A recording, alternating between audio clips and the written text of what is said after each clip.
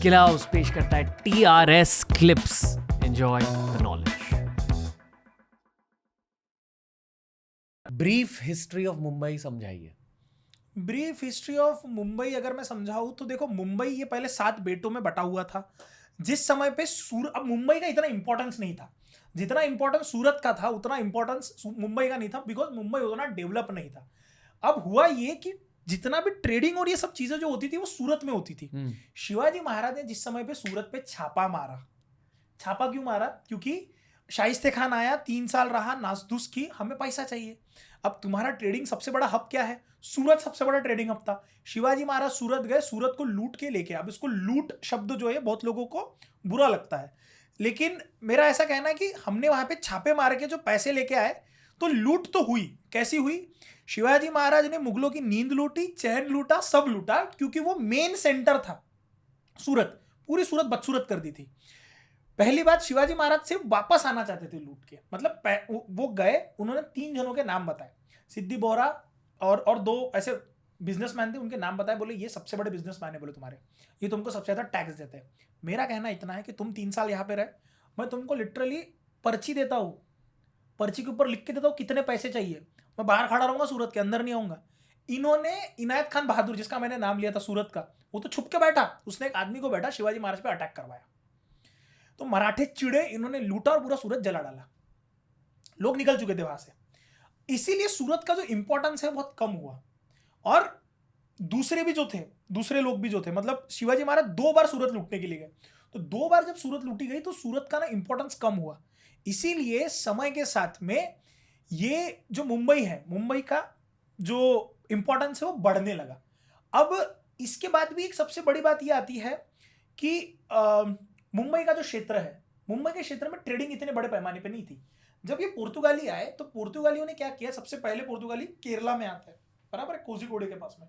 धीरे धीरे धीरे धीरे धीरे धीरे इन्होंने अपने हाथ फैलाना शुरू किया ऊपर तक, मतलब वहां से मैंगलोर तक जा रहे हैं, मैंगलोर से और ऊपर आ रहे, कोकण का एरिया कैप्चर कर रहे, और ऊपर आ रहे और ऊपर आ रहे। ऑन दैट बेसिस उन्होंने बॉम्बे को भी हल्का हल्का डेवलप करने की कोशिश करी। उनके आने से पहले क्या था यहाँ? कहाँ पे? ये जो 7 आइलैंड है, मतलब क्या होता था यहाँ?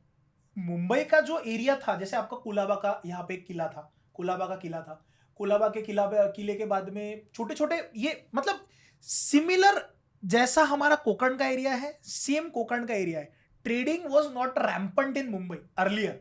लेटर ऑन वो इन्होंने सूरत से, जिस समय पे सूरत पे 2 बार जब छापे पड़े, तो सूरत का जो एरिया है वो मुंबई में शिफ्ट हुआ, और मुंबई में शिफ्ट होने की वजह से अंग्रेजों ने मुंबई को बहुत ज्यादा सीरियसली लेके मुंबई को एक्सपांड कराया, है ना। जैसे यहाँ पे कल्याण भिवंडी करके आपकी जो जगह है, कल्याण भिवंडी के पास में भी थोड़ा बहुत ट्रेडिंग हब था, मतलब अंग्रेजों का यहाँ पे दबदबा था शिवाजी महाराज के होते वक्त।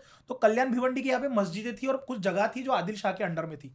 तो कल्याण भिवंडी के पास में औरंगजेब को कैप्चर किया था अफजल खान ने, और फिर यहाँ की जो मस्जिदें थी, इन्हीं मस्जिदों को शिवाजी महाराज ने ग्रैनरी हब में तब्दील किया था।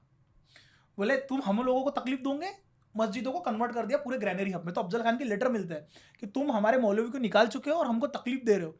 तो मुंबई का जो सेक्शन है, that is entry point into Maharashtra, direct entry point into Maharashtra from समुद्र वाला एरिया, है ना। क्यों, वाई, समझो। मुंबई के पीछे वाला जो सेक्शन है, मुंबई में उतनी पहाड़ियां नहीं लगती है आपको पुणे की तरफ घुसने के लिए, जितनी पहाड़ियां आपको कोकण के नीचे वाले एरिया में पड़ेंगी। सीधा आपको समुद्र है, समुद्र के पीछे पहाड़ी है, so Konkan is very difficult. But Mumbai आखिरी छोर होने की वजह से still Mumbai is very, Mumbai से सूरत पास में है, सारी चीजें पास में है। तो मुंबई में छोटे छोटे बेट थे, उन बेटों को फिर रीडेवलप करवा के ब्रिटिशर्स ने यूज करना शुरू किया। उसके अर्लियर वो पुर्तगालियों के अंडर में था, पुर्तगालियों ने दहेज में वो अंग्रेजों को दे दिया।